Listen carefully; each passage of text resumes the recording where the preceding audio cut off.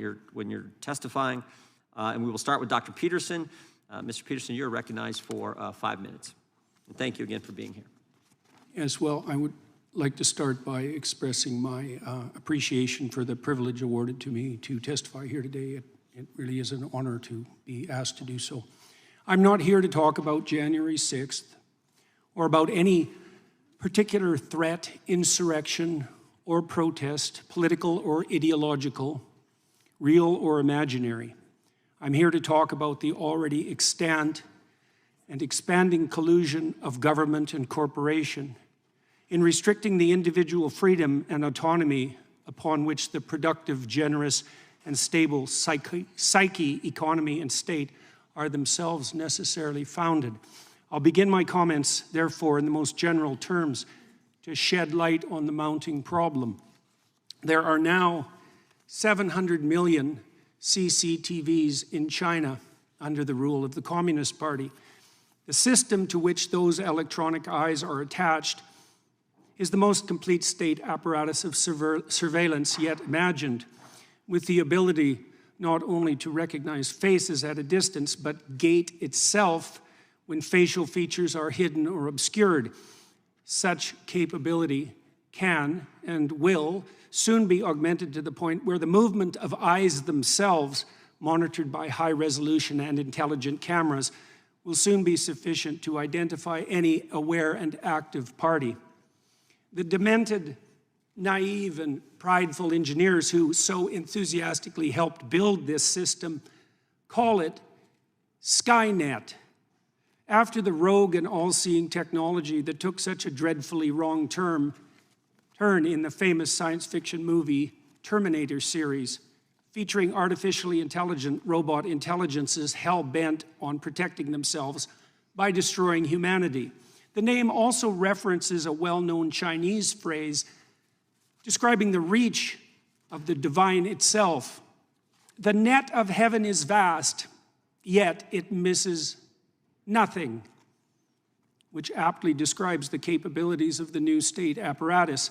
The system is integrated with the so-called Chinese social credit system, which awards its involuntary participants with a score indicating their compliance with the dictates of the Chinese Communist Party, allowing for full control over access to everything they possess electronically. Most ominously, their savings and their access to travel, certainly all modern means of travel, but increasingly as the electronic gates come up, even by walking. If you're Chinese or a visitor, your access to the world can be reduced to zero if your social credit score falls beyond an arbitrary minimum. This allows you purposefully to be shut out of all activities that can be virtualized. And in a rapidly virtualizing world, this increasingly means all activities: driving, shopping, working, eating, finding shelter, even fraternizing with friends and family, as merely being in the presence of someone with a low social credit score means that your own score can be lowered. This has also opened up the opportunity for the government to extract slave-like labor from its citizens, so burdened, as the donation of free work to the state still constitute one means by which erring Chinese men and women can increase their score and remain part of human society. This is precisely the payment system most desired by the most tyrannical, not the work for me and benefit thereby that constitutes the contractual arrangement undertaken by free and sovereign citizens, but the work for me and I will lift the deprivation I imposed that has always been the leitmotif of the slaver. Why is any of this relevant to people in the West? Well, because the technology that the Chinese Communist Party employs is an extension of Western technology. Because we already fell prey to the terrible temptation of lockdown employed by that state in the face of hypothetical crisis once and in the very recent past, because we're walking step by step in the same direction, partly because of the hypothetical convenience of universal and automatic recognition of identity, and partly because any problem whatsoever that now confronts us can easily be used to justify the increasing reach of the security and nanny state. It is said that Stone Age people, first confronted with cameras and their resultant photographs by modern anthropologists, objected to having their images captured as they feared the captivity of their souls. It turns out that such fear was prescient. The images that we leave behind while navigating virtual space are such close duplicates of our actual selves that the capture of our essence is at this point all but guaranteed.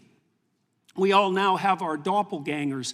We all live so much in the virtual world in consequence of our purchasing habits and modes of electronically mediated communication that our very selves have become reducible to a frightening degree to data, the modern equivalent of our footprint, with the same data making up an image of our identity, an identity which can be and is increasingly bought and sold by the invisible corporate brokers that still mostly use it to sell us what we so desperately and carelessly and conveniently want, but that can also be used to track, monitor, and punish everything we do and say.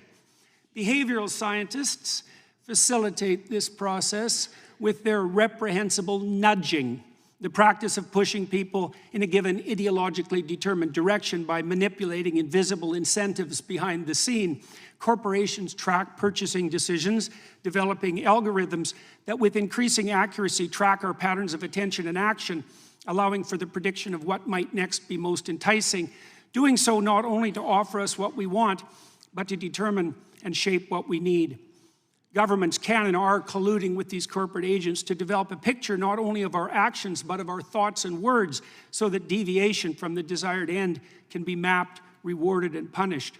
The development of a digital identity and currency is nothing more than the likely end consequence of such inclinations, and the combination of both can and will facilitate the development of a surveillance state, the scope of which optimistic pessimists of totalitarianism such as George Orwell could scarcely imagine.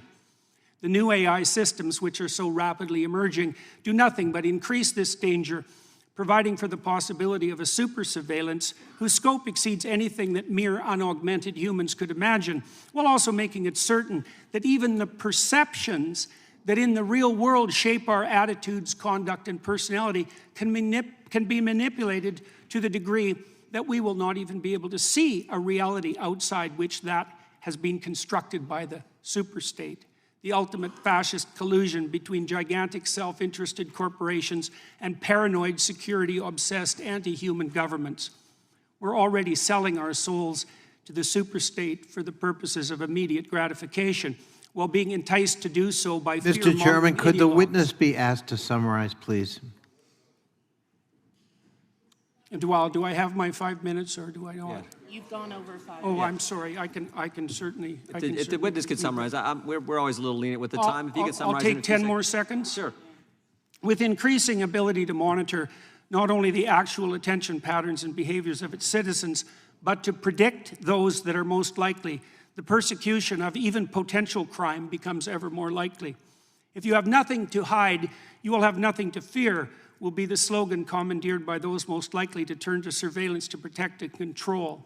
What was the famous Soviet totalitarian joke attributed to Lavrenti Beria, head of the secret police?